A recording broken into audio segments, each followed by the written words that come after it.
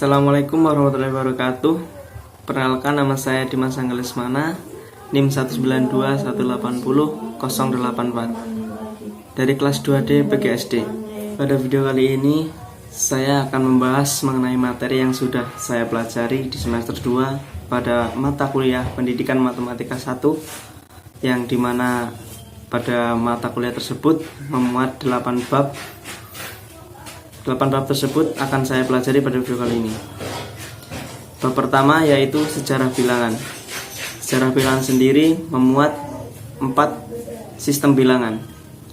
Yang pertama yaitu sistem bilangan Maya, yang kedua sistem bilangan Babilonia, dan yang ketiga sistem bilangan Hindu-Arab, dan yang terakhir sistem bilangan Romawi. Berikut ini adalah contoh dari sistem bilangan Maya.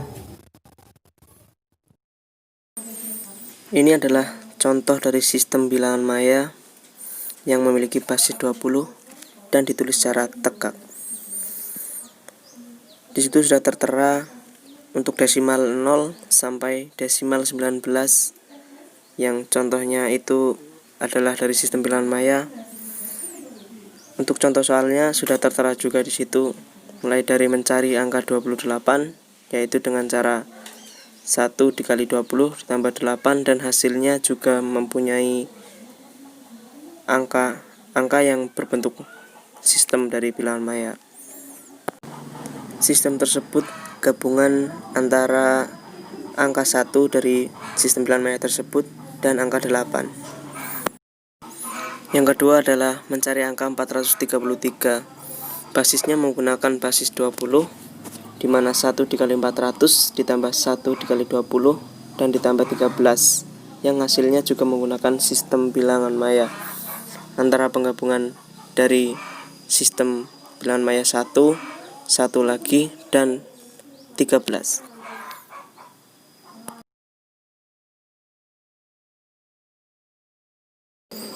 Ini adalah contoh dari sistem bilangan Babilonia, mulai dari desimal 0 sampai desimal 600. Ini adalah contoh soal dari sistem bilangan Babilonia sesuai dengan numerisasinya, di mana memiliki nilai 32 dikali 60 ditambah 2 dan dikali dengan 10 tambah 5 dikali 1 sama dengan 1945, dan hasilnya menggunakan sistem numerisasi.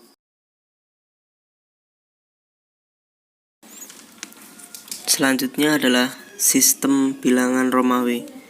Sistem ini sudah familiar di kalangan masyarakat, yaitu dengan bilangan Romawinya. Di situ sudah ada simbol dari sistem bilangan Romawi, mulai dari hasil angka 1 sampai 1000.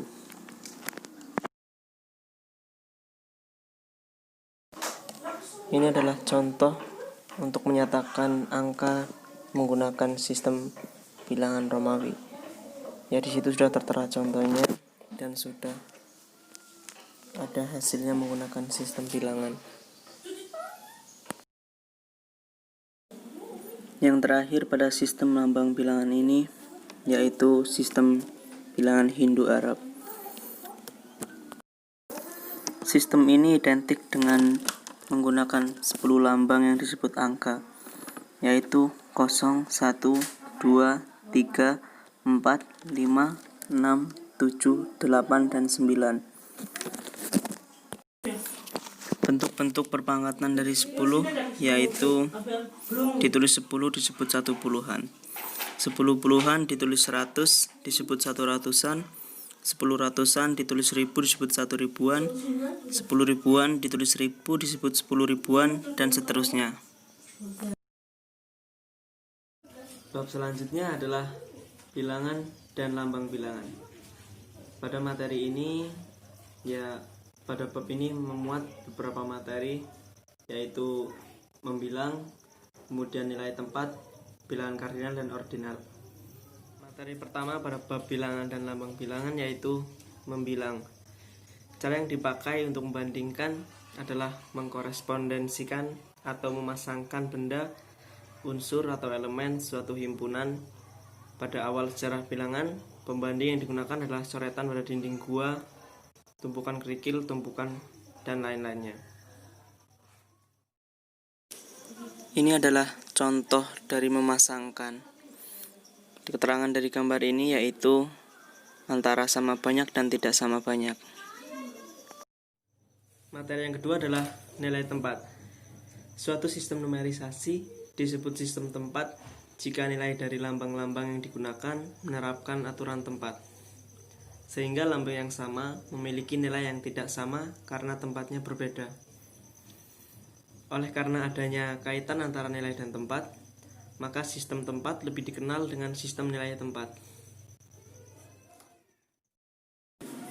Ini adalah contoh dari sistem nilai tempat, di mana bilangan-bilangan dari 0 sampai dengan 9 dilambangkan sama dengan lambang angkanya. Bilangan 10 tersebut terdiri atas 10 satuan, di mana contohnya 10 satuan sama dengan 1 puluhan. Materi selanjutnya adalah bilangan kardinal dan ordinal. Bilangan kardinal adalah bilangan yang menyatakan banyaknya anggota suatu himpunan. Sedangkan bilangan ordinal yaitu suatu angka yang menunjukkan suatu tingkatan. Ini adalah contoh identifikasi dari bilangan kardinal suatu himpunan, di mana A yang beranggotakan A, B, C, D, dan E itu ekuivalen dengan B yang beranggotakan 2, 4, 6, 8, dan 10. Selanjutnya adalah himpunan bilangan. Himpunan bilangan terdiri dari bilangan cacah, bilangan genap dan ganjil, bilangan konsep habis dibagi 3, dan bilangan prima. Untuk video kali ini masuk ke materi pertama, yaitu bilangan cacah. Bilangan cacah adalah bilangan yang digunakan untuk menyatakan cacah anggota atau kardinalitas suatu himpunan. Bilangan hasil pencacahan hasil himpunan yang dinyatakan dengan lambang adalah sebagai berikut: 0 dengan angka 0, 1 dengan angka 1, dan seterusnya. Yang kedua adalah bilangan genap dan ganjil, atau biasa disebut bilangan gasal. Pada dasarnya bilangan genap adalah bilangan yang habis dibagi 2. Contohnya yaitu 16 dibagi 8, yaitu 2. Contoh-contoh bilangan genap yaitu seperti angka 2, 4, 6, 8, 10, 12, 14, dan seterusnya. Bilangan itu yang habis dibagi 2. Sedangkan bilangan gasal adalah bilangan yang tidak genap, atau bisa disebut juga dengan bilangan genap yang ditambahkan dengan 1, dan hal itu tidak membuat bilangan tersebut genap. Contoh dari bilangan gasal yaitu 1, 3, 5, 7, 9, 11, 13, 15, dan seterusnya. Materi berikutnya adalah konsep habis dibagi. Definisi dari konsep habis dibagi adalah jika A suatu bilangan asli dan B suatu bilangan bulat, maka A membagi B, dan hanya jika ada sebuah bilangan bulat C, demikian sehingga B sama dengan AC. Materi selanjutnya adalah bilangan prima. Apa itu bilangan prima? Bilangan prima adalah bilangan bulat yang lebih besar dari yang memiliki hanya 2 faktor, yaitu 1 dan dirinya sendiri. Contohnya 2 sama dengan 1 dikali 2, 3 sama dengan 1 dikali 3, 5 sama dengan 1 dikali 5, 7 sama dengan 1 dikali 7, 11 sama dengan 1 dikali 11. Bab selanjutnya yaitu operasi hitung pada bilangan cacah. Pada bab kali ini kita akan membahas beberapa materi, yaitu mengaplikasikan penjumlahan pada bilangan cacah, kemudian mengaplikasikan pengurangan pada bilangan cacah, dan mengaplikasikan perkalian pada bilangan cacah, kemudian mengaplikasikan urutan pada bilangan cacah, dan yang terakhir mengaplikasikan notasi pangkat. Masuk ke materi yang pertama, yaitu penjumlahan pada bilangan cacah. Berikut ini akan saya jelaskan mengenai penjumlahan pada bilangan cacah. Ya, di sini sudah ada 3 contoh mengenai penjumlahan bilangan cacah. Dari perbedaannya yaitu terletak pada nomor 2 dan 3, bahwa pada contoh nomor 2, kedua himpunan terpisah, Sedangkan pada contoh ketiga, kedua himpunan tidak terpisah. Dalam mendefinisikan penjumlahan pada bilangan cacah digunakan himpunan-himpunan yang terpisah. Materi selanjutnya adalah perkalian pada bilangan cacah. Berikut ini adalah penjelasan mengenai perkalian bilangan cacah. Perkalian pada bilangan cacah dapat didefinisikan dengan menggunakan perkalian silang antara dua himpunan, yaitu sebagai berikut. Contoh dari definisinya yaitu jika A dan B bilangan cacah, A dan B adalah himpunan yang terhingga sedemikian hingga N A sama dengan A dan B sama dengan B, maka AX B sama dengan N A dikali B dan AX B dapat ditulis dengan cara lain A dikali B. Contoh dari keterangan tersebut yaitu A sama dengan AB memiliki bilangan kardinal 2 dan B sama dengan KLMN memiliki bagian kardinal 4. Materi selanjutnya adalah urutan pada bilangan cacah. Berikut ini adalah pengertian lebih dari dan kurang dari. Berikut ini adalah pengertian lebih dari dan kurang dari. Nomor 1, jika A dan B sembarang bilangan cacah, maka A dikatakan kurang dari B. Ditulis A kurang dari B jika dan hanya jika ada bilangan yang bukan 0, yaitu N sedemikian sehingga A plus N sama dengan B. Kemudian, jika A dan B sembarang bilangan cacah, maka A dikatakan lebih dari B, ditulis A lebih dari B. Jika dan hanya jika adalah bilangan cacah yang bukan 0, yaitu D sedemikian sehingga A sama dengan B plus D. Masuk ke materi selanjutnya yaitu notasi pangkat. Notasi pangkat yaitu sebagai berikut definisinya. Pada notasi pangkat, A pangkat N, A disebut bilangan pokok, N disebut pangkat atau eksponen, dan A pangkat N disebut bilangan berpangkat. Sebuah bilangan yang lambangnya ditulis dalam bentuk A pangkat N dinyatakan sebagai bilangan yang ditulis dalam bentuk pangkat. Contohnya yaitu bilangan berpangkat 7 pangkat 4. 7 merupakan bilangan pokok, 4 merupakan bilangan pangkatnya, 7 pangkat 4 dibaca 7 pangkat 4 yang berarti 7, 7, 7, dan 7. Masuk ke bab selanjutnya yaitu bab bilangan bulat. Pada bab kali ini kita akan membahas beberapa materi. Yang pertama yaitu penjelasan mengenai konsep bilangan bulat. Selanjutnya yaitu pengaplikasian sifat-sifat bilangan bulat dan pengaplikasian operasi pada bilangan bulat. Masuk ke materi yang pertama yaitu konsep bilangan bulat. Apa itu bilangan bulat? Bilangan bulat adalah bilangan asli, yang dimana himpunan bilangan asli yang dikenal adalah 1, 2, 3, 4, dan seterusnya. Definisi bilangan asli adalah jika K bilangan asli, maka min K didefinisikan sebagai bilangan yang tunggal sehingga K positif min K sama dengan min K positif K sama dengan 0. Masuk ke materi berikutnya yaitu sifat-sifat bilangan bulat. Sifat-sifat bilangan bulat yang pertama yaitu tertutup untuk operasi penjumlahan dan perkalian. Yang kedua, komutatif untuk sifat operasi penjumlahan dan perkalian. Dan yang ketiga, asosiatif untuk sifat perkalian dan penjumlahan. Yang keempat, ada elemen inverse penjumlahan yang tunggal. Selanjutnya ada elemen identitas penjumlahan yang tunggal. Selanjutnya ada elemen identitas perkalian yang tunggal. Selanjutnya distributif perkalian terhadap penjumlahan. Dan yang terakhir perkalian dengan 0. Materi selanjutnya yaitu operasi pada bilangan bulat. Yang pertama pada operasi bilangan bulat yaitu penjumlahan bilangan bulat. Berikut ini adalah contoh penjumlahan dari bilangan bulat. Penjumlahan pada bilangan bulat yaitu dengan definisi sebagai berikut.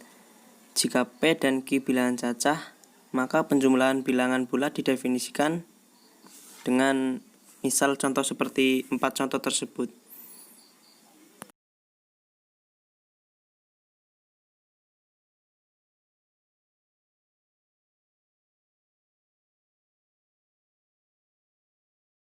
Selanjutnya yaitu pengurangan pada bilangan bulat.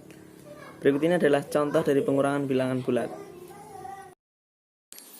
Contoh dari pengurangan bilangan bulat yaitu sebagai berikut. Misal 3 dikurangi 2 sama dengan 1. Karena 3 sama dengan 2 ditambah 1, maka pengurangan 3 dikurangi 2 sama dengan 1. Definisi tersebut juga sudah tertera pada gambar tersebut.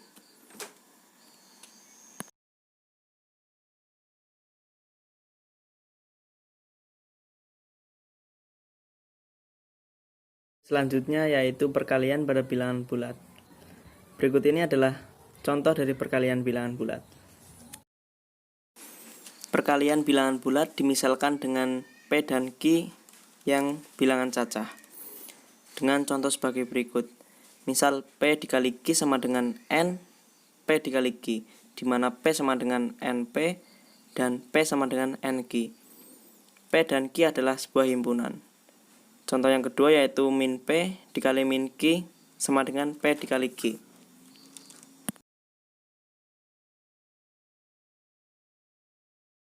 Selanjutnya yaitu pembagian pada bilangan bulat.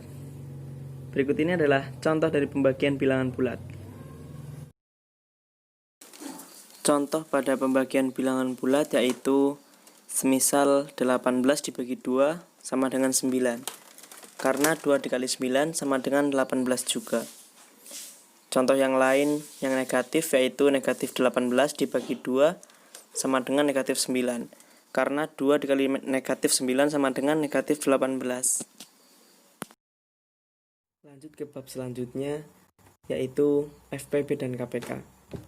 FPP yaitu faktor persekutuan terbesar, sedangkan KPK adalah kelipatan persekutuan terkecil. Pada bab kali ini kita akan membahas beberapa materi, di antaranya mengaplikasikan kelipatan, mengaplikasikan faktor, mengaplikasikan KPK, dan mengaplikasikan FPP. Masuk ke materi pertama, yaitu kelipatan. Seperti pada gambar, dapat disimpulkan bahwa 24 adalah kelipatan 3 atau 8. 24 adalah kelipatan 3, karena 24 8 dikali 3, atau 24 adalah kelipatan 8 karena 24 sama dengan 3 dikali 8.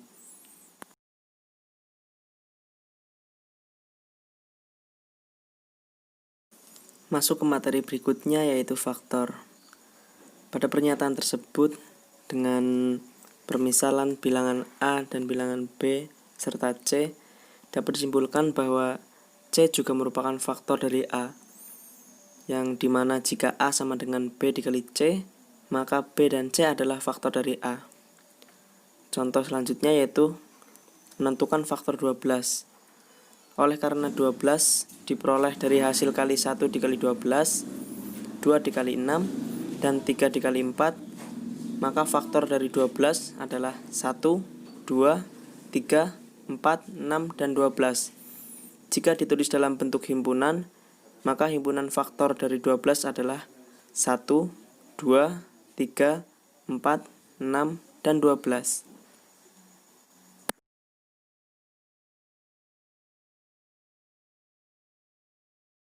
Materi selanjutnya adalah KPK. Apa itu KPK? KPK adalah bilangan bulat positif yang habis dibagi kedua bilangan tersebut. Ini adalah contoh menentukan KPK. Ya, di sini kita akan menentukan KPK dari 3 dan 4. Jika A merupakan himpunan kelipatan 3, B merupakan himpunan kelipatan 4, dan P merupakan himpunan kelipatan persekutuan dari 3 dan 4, maka sesuai penjelasan tersebut dan definisinya yaitu oleh karena anggota terkecil dari P adalah 12, maka KPK dari 3 dan 4 adalah 12. Hasil dari KPK dari 3 dan 4 yaitu 12.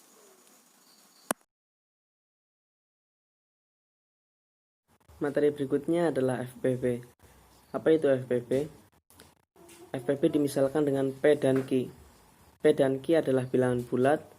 Bilangan bulat tersebut adalah bilangan bulat positif yang terbesar R, demikian sehingga R habis dibagi P dan R dihabis dengan Q. Kali ini kita akan menentukan FPP dari suatu bilangan. Kita akan menentukan FPP dari 18 dan 24. Sesuai dengan pohon faktor dan faktorisasi dari bilangan 18 dan 24, dapat disimpulkan bahwa 18 sama dengan 2 dikali 3 pangkat 2 dan 24 sama dengan 2 pangkat 3 dikali 3. Maka FPP dari 18 dan 24 adalah 2 dikali 3. Lanjut ke bab selanjutnya, yaitu bab bilangan rasional dan irasional. Pada bab kali ini kita akan membahas beberapa materi, yaitu pengaplikasian bilangan rasional, pengaplikasian bilangan irasional, dan pengaplikasian operasi pada himpunan bilangan rasional. Materi yang pertama adalah bilangan rasional. Apa itu bilangan rasional? Bilangan rasional adalah bilangan yang dapat dinyatakan sebagai perbandingan dua bilangan bulat antara A dan B. Ditulis A atau B dengan syarat B tidak sama dengan 0. Contoh dari bilangan rasional yaitu bilangan 9 yang merupakan bilangan rasional karena bilangan 9 dapat dinyatakan sebagai perbandingan bilangan-bilangan. Di dalam bilangan rasional tak terlepas dari sebuah pecahan. Di dalam pecahan tersebut ada sebuah bilangan pecahan. Bilangan pecahan yaitu bilangan yang lambangnya terdiri dari pasangan berurutan bilangan bulat A dan B. Suatu pecahan dalam bilangan rasional dapat digunakan untuk menyatakan sebagai berikut. Yang pertama yaitu untuk menyatakan suatu pembagian. Yang kedua yaitu untuk menyatakan bagian dari. Dan yang terakhir untuk menyatakan suatu elemen dari sistem matematika. Ini adalah contoh pecahan dari bilangan rasional dengan besar yaitu 2/3. Materi berikutnya adalah bilangan irasional. Bilangan irasional adalah bilangan yang tidak rasional. Bilangan rasional tidak dapat dinyatakan sebagai perbandingan bilangan-bilangan bulat antara A dan B dengan B tidak sama dengan 0. Bilangan irasional bukan merupakan bilangan bulat dan juga bukan bilangan pecahan. Jika bilangan irasional ditulis dalam bentuk desimal, maka bilangan itu tidak akan berakhir dan tidak akan berulang teratur. Contoh dari bilangan irasional adalah bilangan pi merupakan contoh bilangan irasional. Hal ini disebabkan pendekatan untuk pi sampai 20 angka desimal adalah 3,141 sekian. Lanjut ke materi selanjutnya yaitu operasi pada himpunan bilangan rasional. Pada operasi utama bilangan rasional yaitu adanya penjumlahan, pengurangan, perkalian, dan pembagian.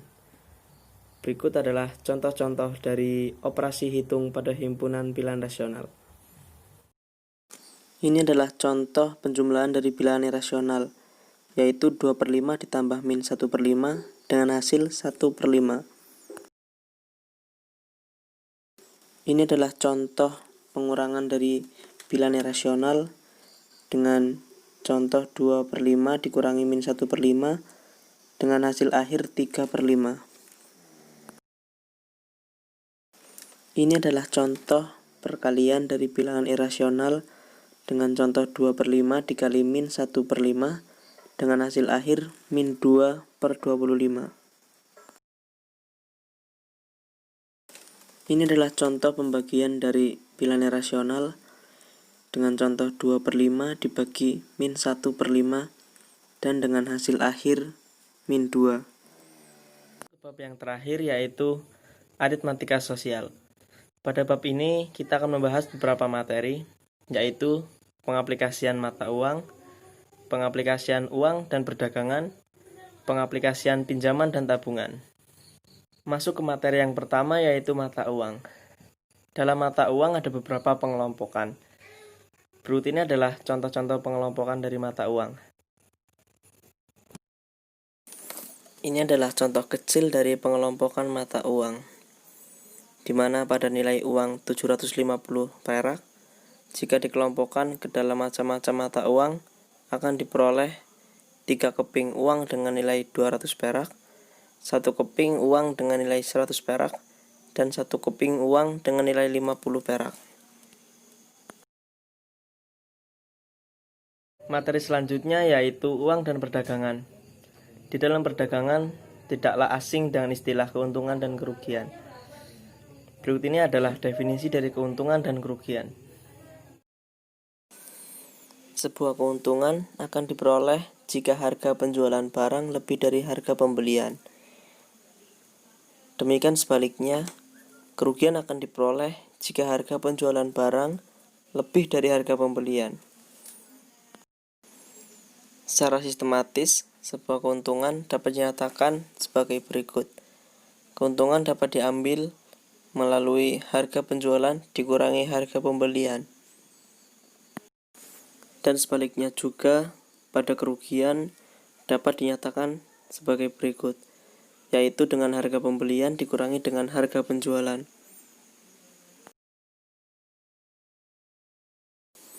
Berikut ini adalah contoh soal dari orang yang memperoleh kerugian, di mana total penjualannya yang 20 dikali 19 dikali 3.500 rupiah sama dengan 1.330.000 dengan total pembelian 1.400.000. Kerugian yang diperoleh dari orang tersebut adalah 1.400.000 dikurangi 1.330.000 dan hasilnya adalah 70.000.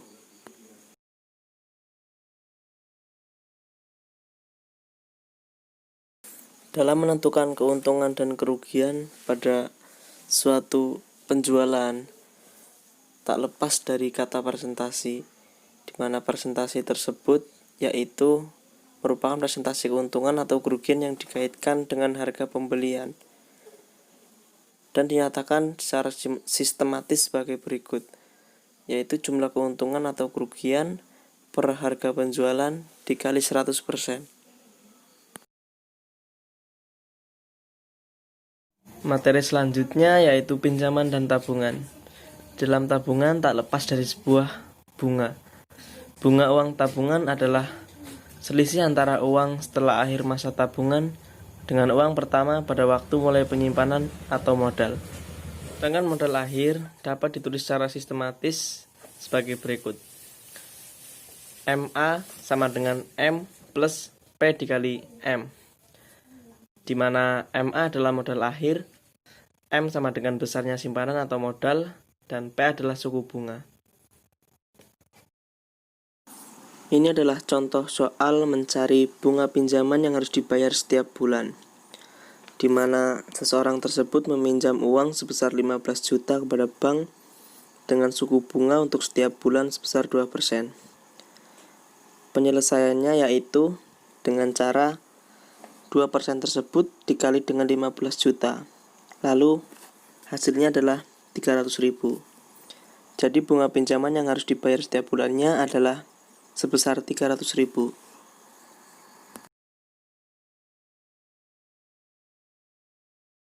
Sekian video pembahasan mengenai mata kuliah aritmatika dasar dari bab 1 sampai 8.